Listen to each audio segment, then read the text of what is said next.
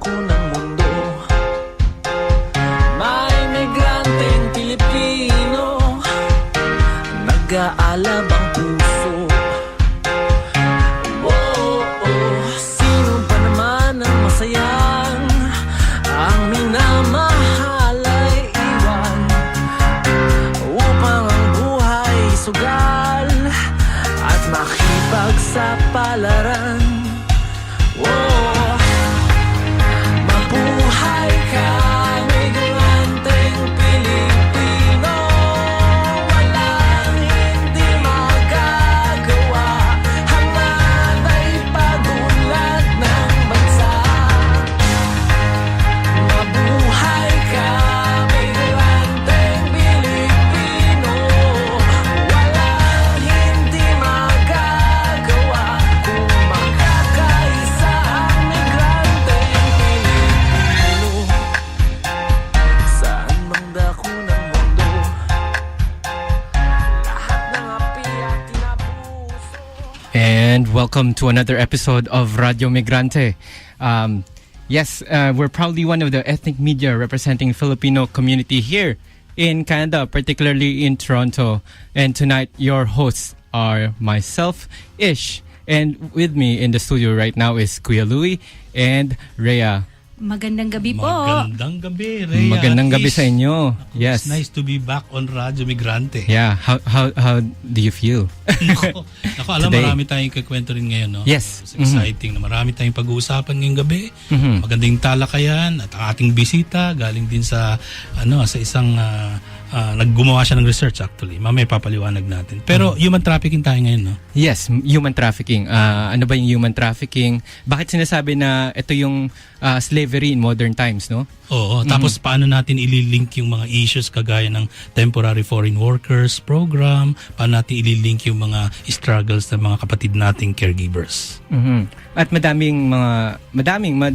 punong-puno tayo ng mga kwento about human trafficking, especially ang Pilipinas, ang mga Pilipino ang apektado dun sa pag-export ng labor mula sa Pilipinas papunta sa ibang tama bansa, yan, no? is, no?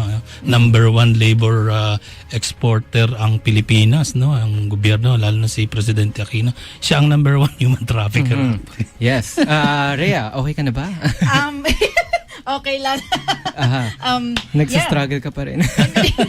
Busy ka dyan, Oh, ayaw pa parang kami pakinggan, traffic dyan, Rhea. Oo nga eh. Pero oo, tama sina Ish at saka si Kuya Louie, pag-usapan natin ng human trafficking. At nakalimutan natin na pwede po kayo makinig dito sa ating Radyo Migrante sa Correct. CHRY 105.5 FM at maaari kayo makinig sa www.chry.fm, Bell 5973, Rogers Digital Cable 945 o sa tunein.com sa inyong mga web browsers or sa inyong mga smartphones. And the program ID, the one that you just listened to, is Migranting Filipino by Carl Ramirez. Yes. So, first off, our news and some Tirahin mo na, Rhea. Okay. recent announcements. Exactly. So, Mounties dismantled Canada-wide prostitution ring, and this is from the Canada Press and other sources. As many as 500 Asian women were allegedly smuggled into the country by a Canada-wide prostitution ring, which the RCMP says it has dismantled. Federal authorities announced on April 1st they have struck down 2 major cells of the network and arrested 6 people in the Greater Montreal and Toronto areas. The accused traffickers are allegedly part of an Asian-based organized crime ring that operated prostitution houses in Halifax, Montreal, Ottawa, Toronto, Winnipeg, Calgary, Edmonton, and Vancouver. Globally, International Labour Organization, or ILO, estimates 20.9 million people are victims of forced labor. They can be found in restaurants, fisheries, brothels, farms, and homes across the world. Between 2007 and 2010, people were found to have been trafficked from at least 136 countries. At sa iba pang dagdag na balita, 3 Pinoy teens died during immigration crackdown. Ito po ay galing sa The Philippine Reporter and other sources. 3 Filipino teenagers died during an immigration operation in Lahada 2 town in it's in eastern Sabah, Malaysia, according to reports from the Philippine Embassy in Kuala Lumpur. The 3 Filipinos were identified as Nordin Akang, 16, Lahudin Nasir, 17, and Alex Nasir, 18, of Kampung Bacau, Lahadatu. The Malay Mail Online reported that the 3 young men were believed to have been hiding under the Lahadatu market. They were trying to evade arrest by the Eastern Sabah Security Command against illegal immigrants at the public market in Lahadatu. They were later found drowned. In another news from Northern Africa, more Pinoys to be repatriated from Libya. This is from the Philippine Reporter and other sources. The Philippine Embassy in Tripoli said that 165 Filipinos are scheduled to be repatriated soon to the Philippines from strife-torn Libya. The first batch of 39 Filipinos arrived on March 23, 2015 on board flight QR926 in Ninoy Aquino International Airport Terminal 1. 5 more repatriates arrived on March 24th. The total number of Filipino repatriates from Libya is now 4,414 since May 2014. Around 4,000 Filipinos still remain in Libya, despite repeated calls from the local Philippine embassy to join repatriation operations. There have been reports that travel to the repatriation centers for Filipinos are still dangerous because of the ongoing war. A month ago, 4 Filipinos were abducted by militants in Libya. The Filipinos were seized, along with 1 Austrian, 1 Czech, and 3 other foreigners, following an attack on an oil field in Al-Ghani. And for our next news, the campaign to raise the minimum wage here in the province of Ontario, Canada, brought together hundreds to rally at the Ministry of Labour to demand a $15 minimum wage and fairness for all workers in Ontario. Here's a short clip of Miles Magner of OPSEO. And as we know, as individual workers, the boss has all the power. And when you go into the boss's office on your own and say, gee, I'm having trouble making the rent or putting food on the table, the boss is not going to say, oh, well, let me help you out. But if we get together and we form a union, we have the ability to organize together, we have the ability to bargain together, we have the ability to strike together if it's necessary, and that's how workers have always won gains, and that's how we're going to win gains in the future. So that might have something to do with the reasons that governments and corporations have spent the last 30 years rigging the game. They've weakened our labor laws. They've made it easier for employers to drive down wages and working conditions. And I'm so proud that this campaign has advanced the demand to level the playing field and improve labor laws in Ontario. I want to talk about a couple of things that are part of this campaign. First, we need protection for every worker who stands up for the rights in the workplace and who wants to join a union. Is that right? And we want to allow all unions to join, workers to join unions, no matter where they work, no matter what their occupation, whether they're so-called independent contractors, whether they're temporary or part-time workers, whether they work in agriculture, wherever you work, you should have the right to join a union. Am I right? We want to ensure that workers keep their jobs, their unions, and their contracts. So that was the short clip again from the campaign to raise the minimum wage. It just kicked off last April 15th. And for good news, shorter strike in Mindanao, banana firm gives in after 2 days of strike. It was the shortest strike to date in Mindanao, Venecita Labra union leader said. 134 workers of the United Pantaron Banana Workers Union conducted the strike starting Friday after the management refused to entry to union members who refused to work overtime. On April 18th, Saturday, a compromise agreement was signed between the management, which agreed to grant the unpaid overtime premium in full for 1 year, covering February 28, 2014 to February 28, 2015. The said payment will be released on April 25th. The management also agreed that the workers will be granted overtime premium starting March 1st, 2015 and onwards. So those are our news for tonight, April 19, 2015. So we will have Evelyn Kalugay of Pinay organization. It's a Filipino women's organization based in Quebec. It was founded in 1991. Their mandate is to work to empower and organize Filipino women, particularly Filipino domestic workers. And most of its members are migrant workers under the Caregiver Program. And for 2 decades, Pinay has brought together domestic workers and their supporters together in the struggle for basic rights and welfare. Yes.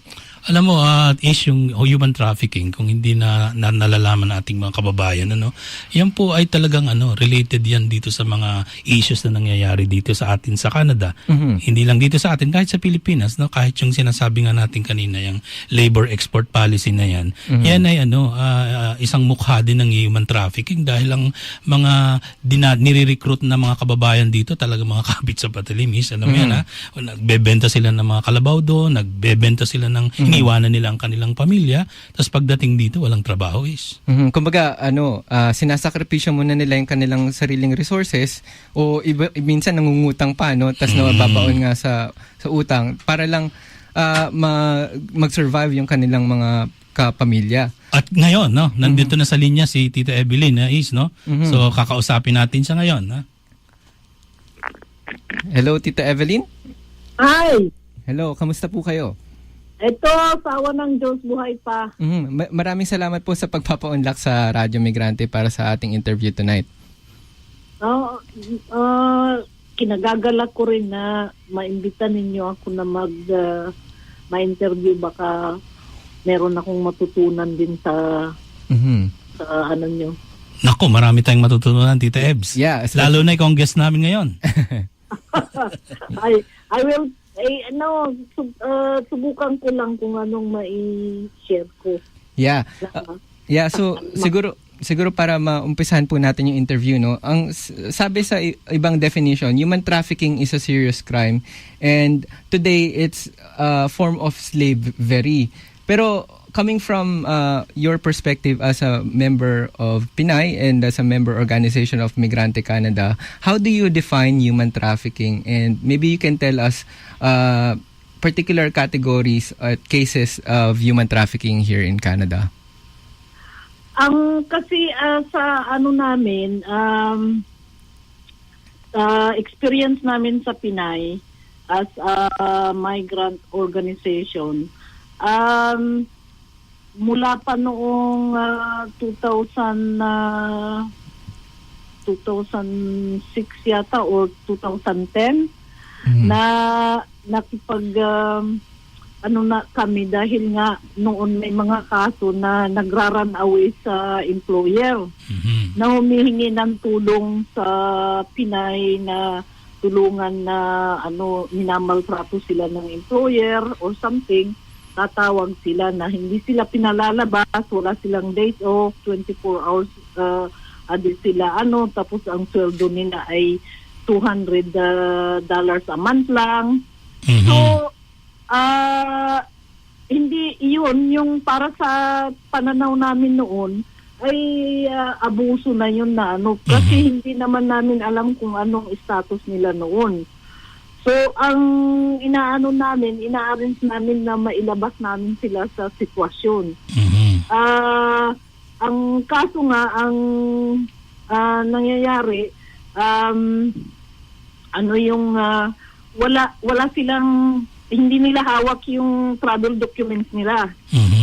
So, ang gagawin na lang namin, hindi bali na kahit na wala silang mailabas, basta mailabas lang nila yung katawan nila, matutulungan na namin sila. Tapos at saka na namin i-deal yung mga problema kung makuha na namin yung informasyon.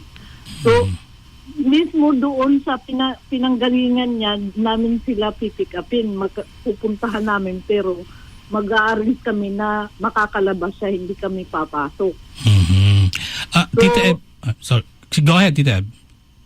So ngayon, noong panahon na yun, wala pang criminal code ng trafficking, human trafficking. Di ang gagawin namin, pupunta kami sa pulis para saan makuha yung travel documents nila. Sasamahan kami ng pulis pumunta doon para kunin.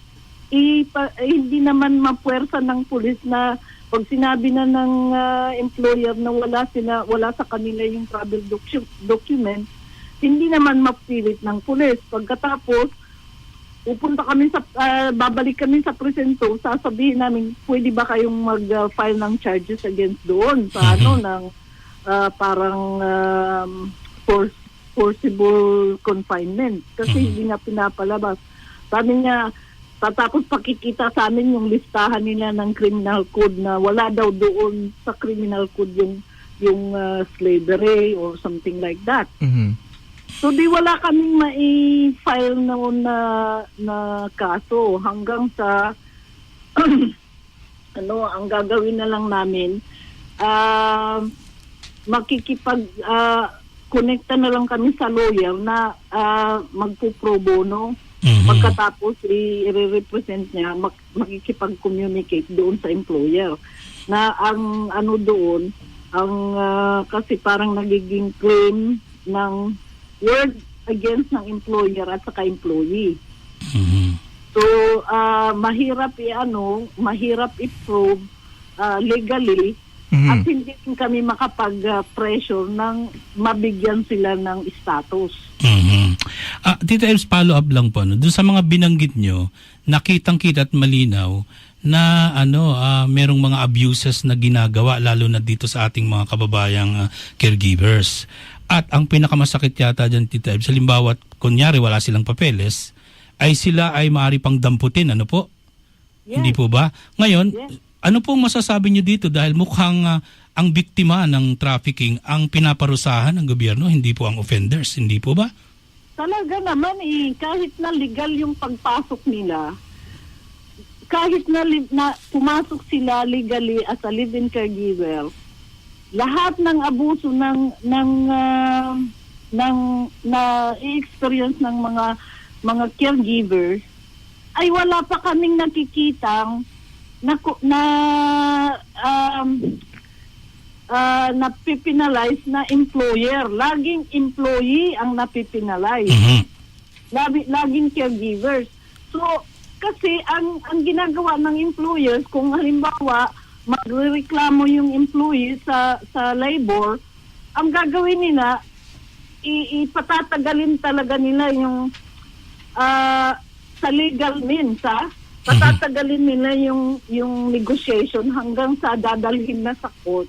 The morning before, the same day ng court hearing, doon lang sila makikipag-negotiate. Ano po ang masasabi niyo dito sa pinakaunang na-convict na human trafficker? Ito pong si Frank Orr sa Vancouver. Kung naalala niyo po natin si Leticia Sarmiento na galing sa Hong Kong, ay nag-file ng human trafficking case against Frank Orr, no? Tapos ay naipanalo ito ni Leticia Sarmiento. Pero meron hong balita na pinariro-open po yung case. Ano po masasabi nito? Mukhang may problema naman tayo dito sapagkat biktima na naman ang mukhang pinaparusahan dito. Tita. Talaga kasi kaya nakakaalis ng hope ba at saka faith sa mga caregivers or mga manggagawa na abuse na bibiktima dahil nakikita nila na parang walang justice kahit anong gawin nila. Wala na nga silang pera, ang tingin pa sa kanila napakaliit. Pagkatapos na parang walang kwentang harapin, ilagay walang kwentang pag-ukulan ng pansin ang kanilang mga kaso kasi maliliit na isda. Yun ang masakit. Yun ang masakit talaga. Kaya yung mga tao na sinasabi, yung mga manggagawa, tayong mga manggagawa, talagang lalo na yung mga minimum wage, talagang wala tayong ang tingin sa atin ng lipunan o ng mga kababayan o mga citizen man kung saan sila nandun, ay parang wala tayong buhay. Para tayong mga makina, para tayong walang pakiramdam, na wala tayong karapatan. You know? Sino ang may karapatan kundi mayayaman lang? Kaya parang nawawalan talaga sila ng pero hindi po pwedeng hindi mawawalan tayo ng kailangan lumaban eh. To the point na isakripisyo mo yung buhay mo. Dahil nga sa katulad dito, napakahirap makipag-struggle talaga. Dahil ibig ko sabihin, hindi ang ang mga pulis, ang mga otoridad na nag-i-enforce ng trafficking, hindi sila pwedeng magdala sa mga abuser ng demands ng compensation. Sila mismo, yung biktima, ang magdadala sa kanila sa korte sa mga victimizer o abuser sa korte. Kailangan nila ng lawyer. Saan sila kukuha ng pera? Biktima nga hindi na nga sila binayaran ng sweldo ng ilang taon na sapat na sweldo dito sa Canada na dapat yun ang isisweldo sa kanila. Wala sila kahit isang pera. Ano pa ang ibibigay sa ang pambayad nila sa lawyer? Wala naman silang Wala naman kahit natatanggap meron kang legal aid na makuha na lawyer, sinong magtsatsaga sa iyo ipaglaban ng malaki? Ang gagawin nila dahil sa laki ng trabaho, ipo-force nila o ipipressure nila yung biktima na tanggapin yung settlement out of court, which is not good. Kasi nga, settlement out of court, walang public record yun. Tita Evs, nakapaghugas siya ng kamay niya, wala. Malinis ang kanyang record. Tita Evs, habang nananawagan yung Immigrante Canada, Pinay, for that instance, paano na, may sagot ho ba yung Philippine government, at least yung Philippine Consulate Embassy, or meron din ba silang control? Siyempre, meron silang... lagi naman silang may sagot, pero sa action, wala. They always have something to tell you. But in terms of action, they don't do anything. Katulad yung recent namin, okay, sabi namin, wala kami, ginawa na namin lahat ang aming magagawa dito, mabibigyan na siya ng papel, para bigyan siya ng papel, bigyan ninyo siya ng passport. Yun lang kako ang kailangan ninyong gawin. I-facilitate ninyo yung passport para magkaroon siya ng papel kasi hawak na ng immigration yung minister's permit niya at saka open work permit. Ibibigay sa kanya basta i-renew lang niya yung passport niya. Kasi isang buwan na lang mag-expire na. I-report na sana siya. Nahinto namin dahil na-recognize namin na siya ay biktima ng trafficking. Okay. Isa pang, Tita Eb, na isang malaking issue na pinag-uusapan ngayon ng sambayanan, lalo na po dito sa Canada, ay yung issue ng mga temporary foreign workers na hindi naman kaila sa lahat, ay magkakasama yan ng mga live-in caregiver program ayon dun sa Canadian Immigration Policy. Ano po? Ang kaibahan nga lang, may permanent residency, pwede mag-apply ng permanent residency ang mga live-in caregivers. Pero, malinaw pa rin na temporary pa rin ang kategorya sa kanila at sinabi nyo nga na nabibigyan sila ng pangalan na mali, lalo na tinatawag silang mga low skilled, no? At ang mga temporary foreign workers na ito ay pagkatapos nilang magtrabaho dito ng matagal ay pauuwiin, no? Para bang pinaglalaruan sila ng mga kapitalistang bansa. Ano po ang tingin ninyo dito? Sa punto de vista po ng human trafficking. Kasi sabi po natin ang human trafficking malawakang exploitation, hindi po ba? Oo, kasi talagang lalo na sa bagong bagong regulasyon ngayon ng temporary workers. Kahit na yung mga yung mga caregivers na papasok as live-in caregivers ngayon, apektado na rin sila. Marami na rin sa kanila ang babagsak na magiging undocumented kasi after 4 years na hindi sila matanggap na application nila kahit nakatapos sila ng 24 months working as a caregiver, pero hindi sila nakapasa doon sa point system sa pag-apply ng permanent resident kahit na nasa loob sila ng quota. after 4 years, hindi na rin sila makaka-apply ng permanent ng work permit. So they have to go back home. So pagka nag-expire na yung kanilang work permit within 4 years, after 4 years, anong gagawin nila kung ayaw nila umuwi? Di syempre undocumented na. Di matindi ng exploitation ng nila ang may experience niyan. At yun pa ang pinaka kaya sa ngayon sa bagong program, parang ang maganda na lang na parang safe na lang na diyan sa skilled workers na lang yung sa mga temporary skilled workers, students at saka yung mga investors. Pero yung beyond yung ibang temporary workers wala na talaga. Kasi para sa tingin namin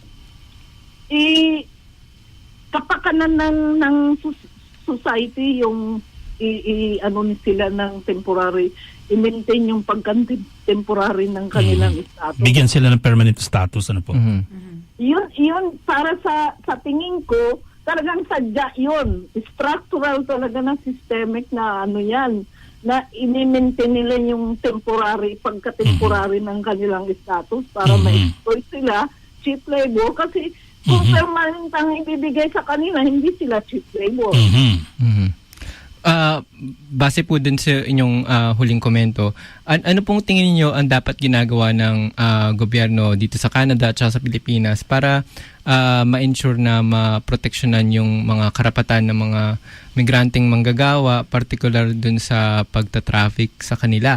At kung meron po bang modelo na pwedeng gayahin para ma-include yung involvement ng mga community organization katulad ng Pinay sa pag-responde dun sa kanilang mga kaso instead of palalapitin yung mga biktima na mismo sa pag-report sa police o sa iba pang mga otoridad?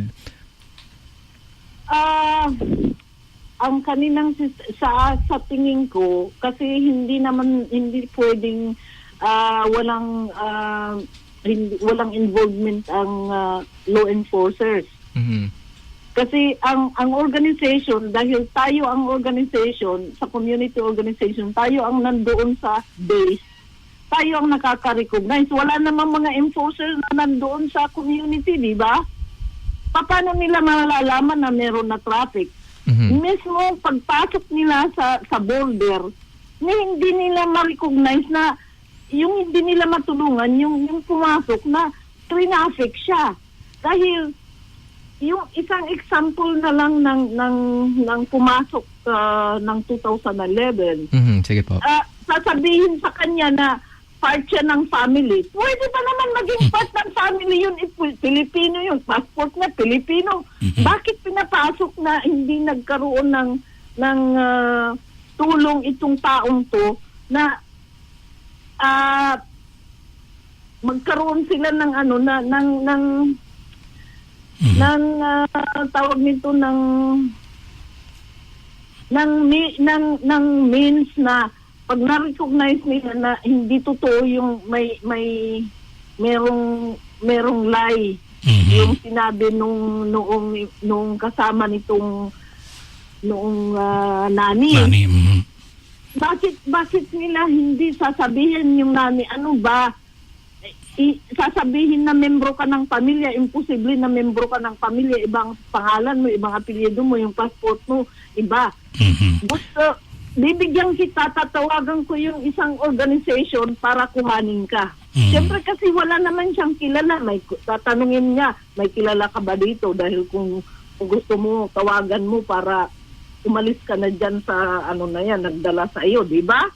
Para ma-prevent yung exploitation at saka abuse sa mga ganun. Kaso nga, ang explanation sa amin, sa dami daw ng pumapasok na mga sa border, nakakaunti lang naman daw ang personnel na ang kanilang parang production line na tatanungin lang kung anong totoo ba, ano bang gusto mo, sasabihin okay, pag sinabi ng in-interview niya na okay, sasama na lang ako doon sa nagdala sa akin.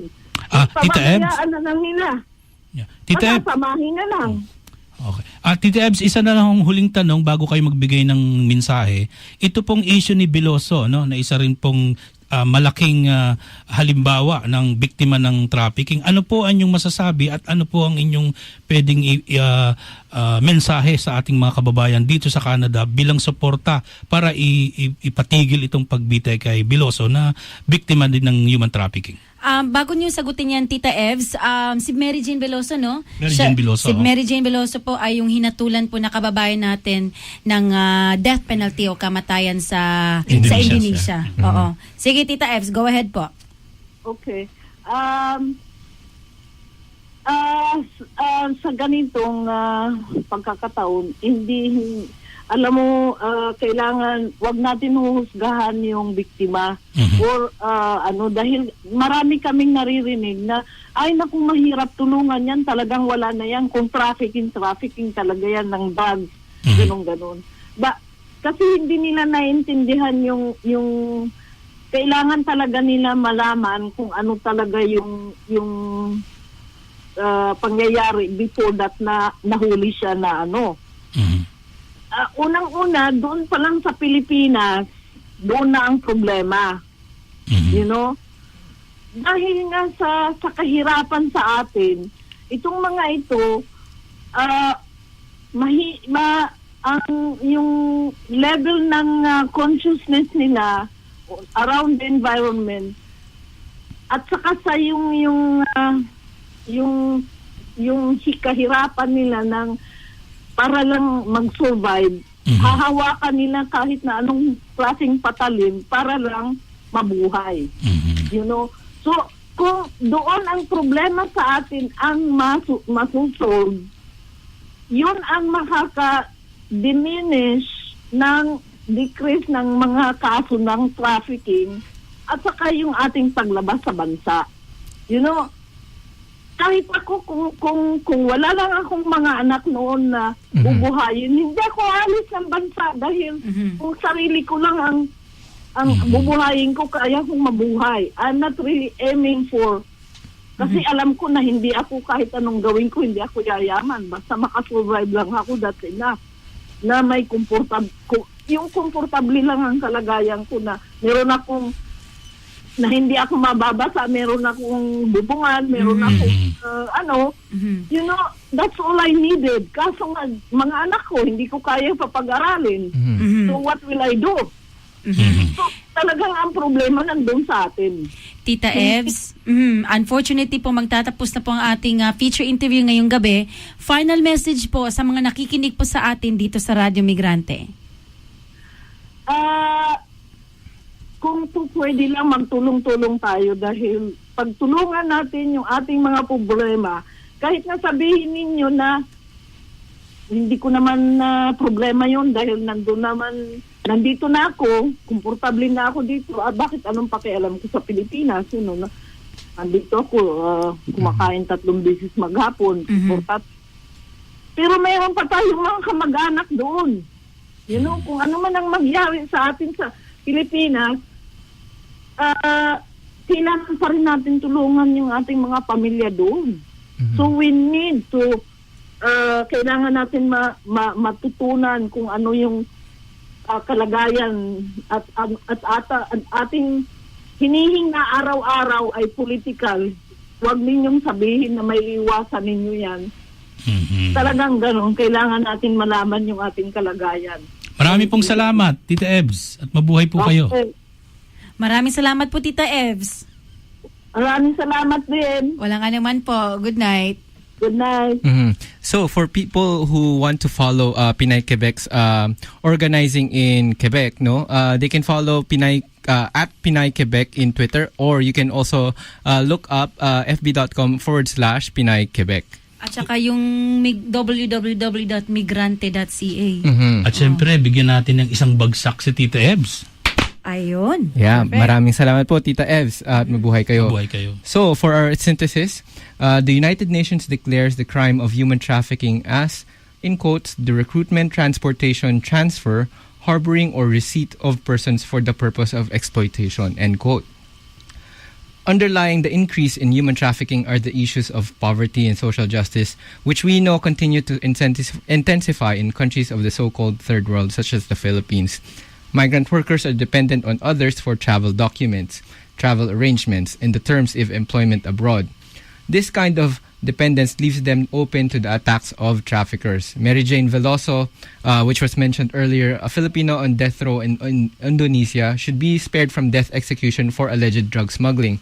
Veloso is a victim of human trafficking, duped by a neighbor with false promises of employment abroad and also tricked into becoming an unknowing carrier of opium. Her sad plight in jail for the past 5 years shows how government and policymakers are less interested in the human and democratic rights of migrant workers than in the public show of state control over drug trafficking.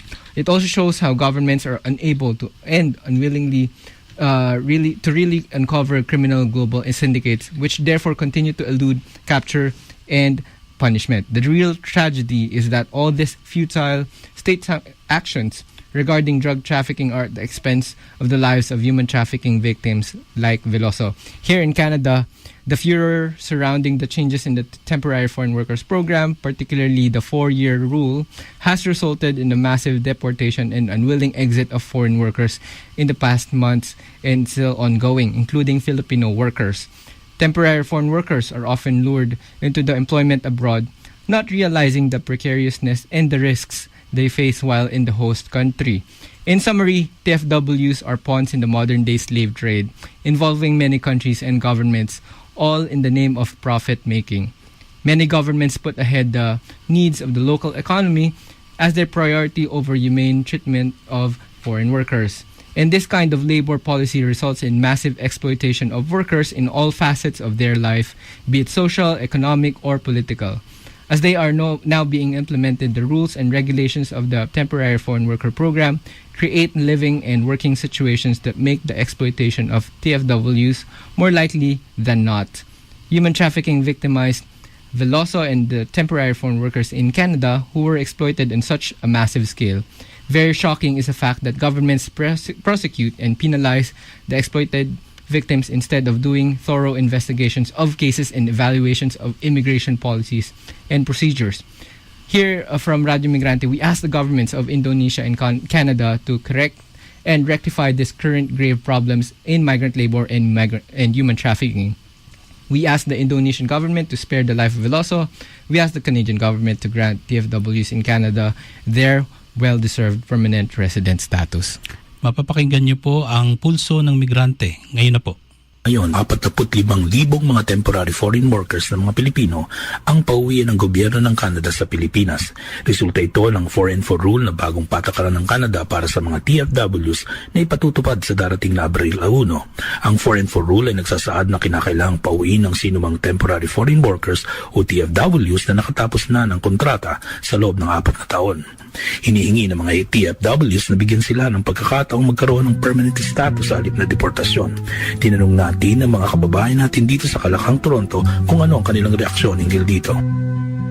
Gusto ko rin sana, I'm praying na sana magkaroon din yung iba ng mga papel para yun, maka-work din sila, lalo na yung mga kaibigan, di ba?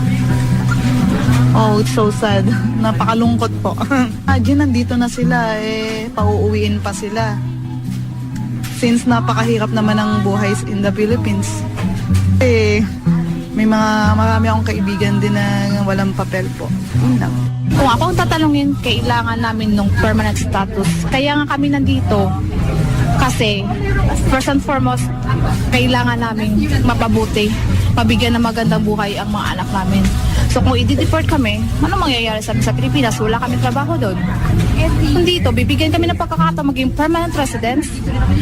So makukuha namin mga pamilya namin, makakapagtrabaho kami dito, makakapagbigay kami ng tulong financial sa mga pamilya sa Pilipinas. At the same time, mapapaganda ang buhay ng aming pamilya. A lot of Filipinos come here legally.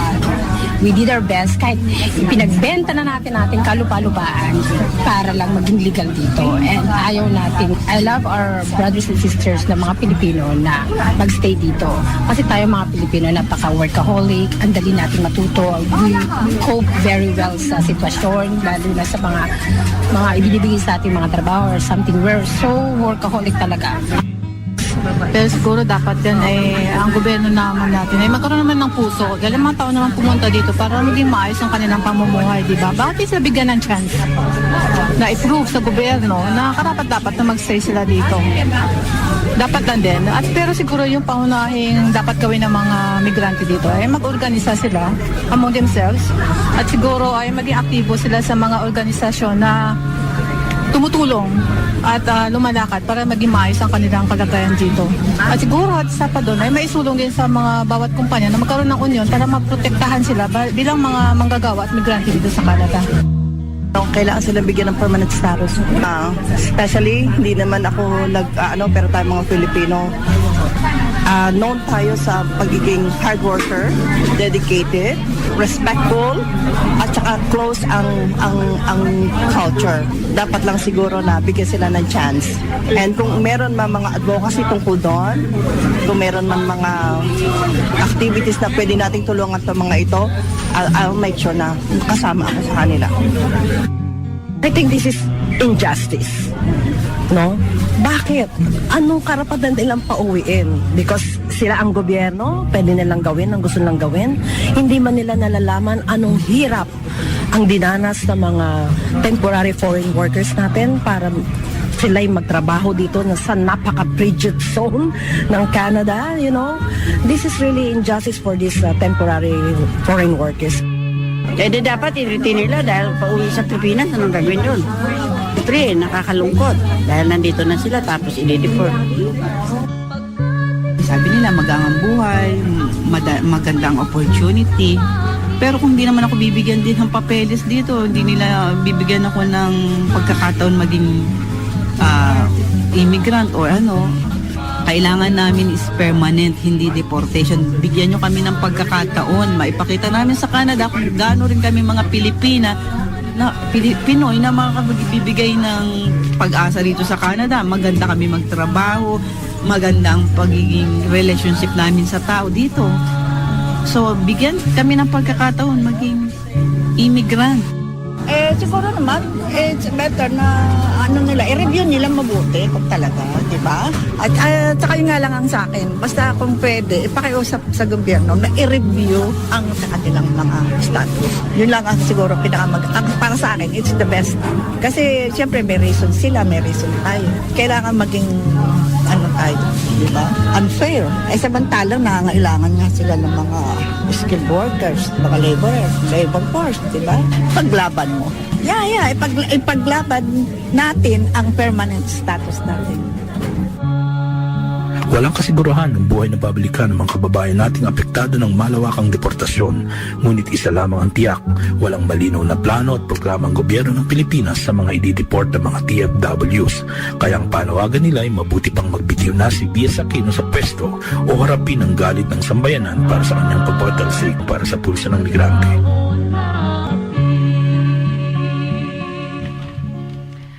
At yun po ang ating pulso ng migrante ngayong gabi. Meron pa tayong kakaunting oras kaya magpapatugtog po tayo ng isang awitin. Ano bang meron dyan, Kuya Louie? Teka, sandali yung mic mo. Wala pala yung mic ko. Ayan. Pwede nating patugtugin tong awit ng proletaryo. Ayun, awit ng proletaryo by Tambisan sa Sining. Sige po, go ahead.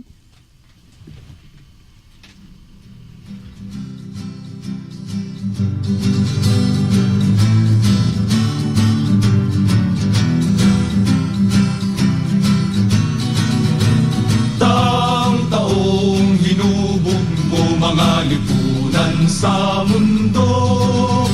Ang kabihas nanay na itatag sa dugo at pawis mo. Mga palasyo ng hari, ikaw ang nagtayo. Ikaw rin ang humukay ng mga palamuting ginto. Pasan-pasan mo ang hirap sa daan-daang taon. Walang dangal, walang bukas, alipin ng mga Panginoon. Pasan-pasan mo ang hirap sa daan-daang taon. Walang dangal, walang bukas, alipin ng mga Panginoon. Mga yaman nilikha mo, tangi nilang luho. Tuwang-tuwa nagpapasasa sa mga paghihirap mo. Kaya sa araw ding ito, ikaw ay magpasya. At sa lakas ng proletaryo, wakasan pagsasamantala. Pasan-pasan mo ang hirap sa daan-daang taon. Walang dangal, walang bukas, alipin ng mga Panginoon. Pasan-pasan mo ang hirap sa daan-daang taon. Kaya dapat bumangon ka, lipulin ng mga Panginoon. Kaya dapat bumangon ka, lipulin ng mga Panginoon. At yun po ang awit ng Floretario by Tambisan sa Sining. Bago po tayo magtapos ay meron po tayo mga anunsyo ngayong gabi. Ako na mauna ha. Sige, gusto niyo po bang maging bahagi ng Radio Migrante? Halina't sumali sa Radio Migrante Collective. Kung kayo ay interesado bilang volunteer ay maaari po kayong sumali sa mga pagsasanay at iba't ibang training na ibinibigay ng programa at ng CHRY Community Radio. Ang mga bukas na posisyon ay board operator, tagapagbalita, either reporter or correspondent, tagapagsaliksik, or researcher at social media archivist. Sumulat lamang sa aming email sa radmig105.5fm@gmail.com o kaya'y tumawag sa numero bilang 647-281-0652 para sa iba pang karagdagang impormasyon. Tayo sa mga kakapatid nating caregivers na dumalo sa Migrante Outreach on TFWP or the Temporary Foreign Workers Program at saka po yung sa LCP Changes. Sa inyong lahat, maraming salamat sa muli nating mga susunod na workshops at activities. At tuloy-tuloy pa rin ang kampanya at panawagan para sa pagpigil sa pagbitay kay Mary Jane Veloso na biktima ng drug trafficking sa Indonesia. In fact, merong nirelease na bagong statement ang Migrante International at sabi dito ay President Joko Widodo on the 60th anniversary of the Bandung Conference uphold the legacy of the Bandung Conference, which was organized 55 years ago, stand for human rights and justice, save Mary Jane Veloso. So you can read that statement in migranteinternational.org. And Toronto living wage is actually equal to $18.52. It takes a lot for working parents to get by in Toronto, especially when you consider what it actually costs to rent an apartment, pay hydro bills on a vehicle, take the TTC, buy groceries, and pay for childcare. Last Friday, Canadian Centre for Policy Alternatives, CCPA Ontario, released a report written by economist Kaylee Tayson. The report draws on a national living wage framework and finds that two working parents with two children need each to earn a minimum of $18.52 an hour just to make ends meet in Toronto. Check out Making Ends Meet and follow the $15 in Fairness campaign. Thousands attended the Act on Climate March held in Quebec City last April 11th. The demonstrations and activities were simultaneously held in Ontario, New Brunswick, and Manitoba to coincide with the Quebec City March. The march was conducted to express the people's profound care for the natural and social environment and their determination to halt its destruction, and put the conscious human factor in the first place. And why is labor protection for temporary migrant workers so fraught? A perspective from Australia. This is a talk that will happen on April 21st, 12 p.m. to 2 p.m. here in York University, particularly in Ross Building, room S7O 701. Ju Chong Tam, Associate Professor of the Law Faculty, University of Melbourne, will speak about temporary labor migration schemes in Australia, while discussant Faye Faraday of York University will speak about the Canadian context. This talk is organized by the Global Labor Research Center, and it will happen again April 21st, Tuesday, 12 p.m. to 2 p.m. here at York University, Ross Building, room S707. And we will post those events and other shoutouts in our Radio Migrante Facebook page. Again, tune in every Sunday. Don't forget to share and like us in Facebook and follow us in Twitter. And up next is Roy Green of Odyssey. Okay, maraming salamat Ish, Kuya Louie, Tita Pet, at sa lahat po ng bumubuo ng Radyo Migrante. At syempre maraming salamat po sa lahat ng mga nakikinig po sa ating lahat. At ang mabuhay po kayo. Mabuhay po kayo. At sa susunod po na linggo, ang huling awitin natin ay ang awit ng KMU. Magandang gabi po sa ating lahat.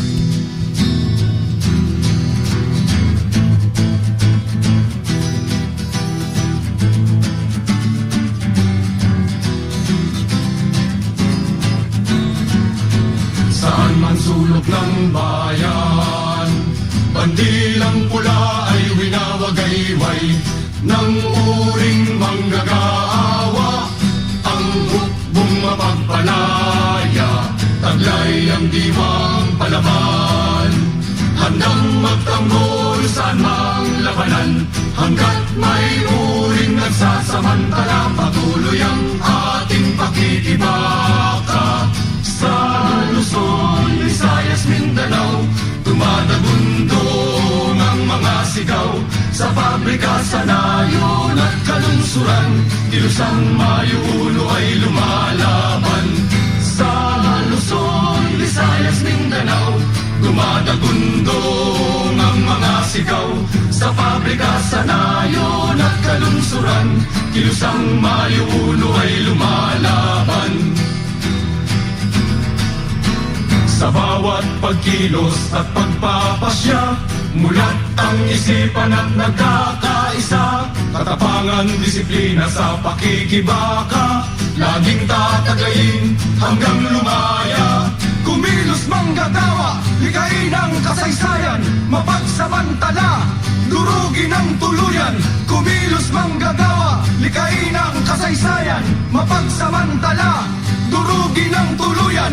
Kahit sa panahong kay dilim, landas ng paglaya laging lalakbayin, hanggang ang liwanag ay ating marating. Bagong bukas ay sasalubungin. Sa Luzon, Visayas, Mindanao, dumadagundong ang mga sigaw. Sa pabrika, sa nayon at kalunsuran, kilusang Mayo ulo ay lumabas.